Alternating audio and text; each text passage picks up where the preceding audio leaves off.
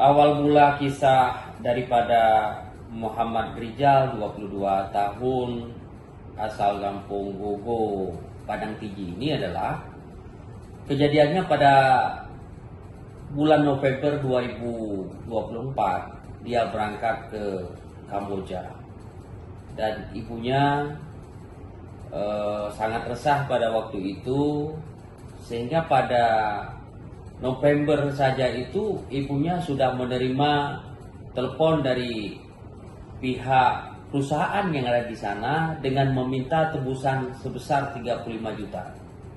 Pada saat itu kita menerima kiriman gambar dari ibunya yang menampakkan pada gambar itu bibir pecah dan berdarah serta tubuhnya memar.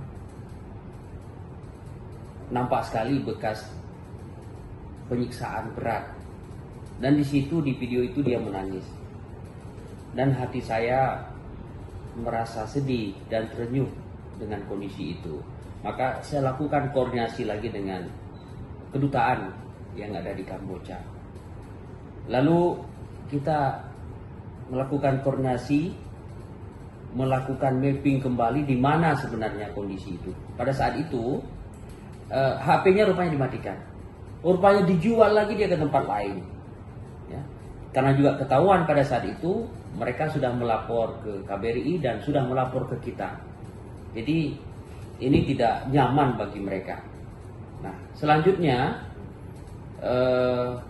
pada beberapa hari yang lalu, ya, kira-kira pada tanggal 2 barulah terkonfirmasi di tempat terakhir ditemukan dia dan diproses kemudian oleh kepolisian Kamboja dan bekerja sama dengan KBRI.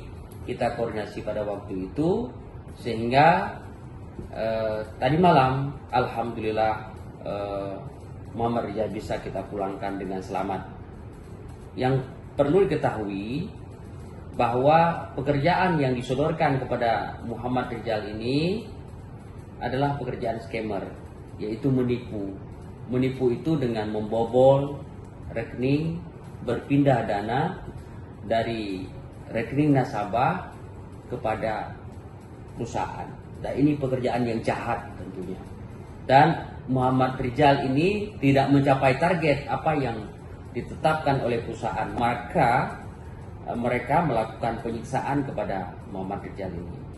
Dan tentunya ini kita harapkan semoga ini menjadi pelajaran bagi semua, dan langkah-langkah koordinasi dari kepolisian, dari BP3MI dan imigrasi ini harus punya suatu langkah yang punya kebersamaan, equality, agar supaya ini dapat kita cegah. Karena upaya pencegahan yang kita lakukan tidak akan maksimal, memulangkan, mengurus tidak akan efektif tanpa ada upaya proteksi, meminimalisir terjadinya perdagangan manusia TPPO ini ke luar negeri. Dan ini harus kita antisipasi agar ke depan supaya ini tidak terjadi lagi perdagangan manusia. Cukup sudah yang terjadi.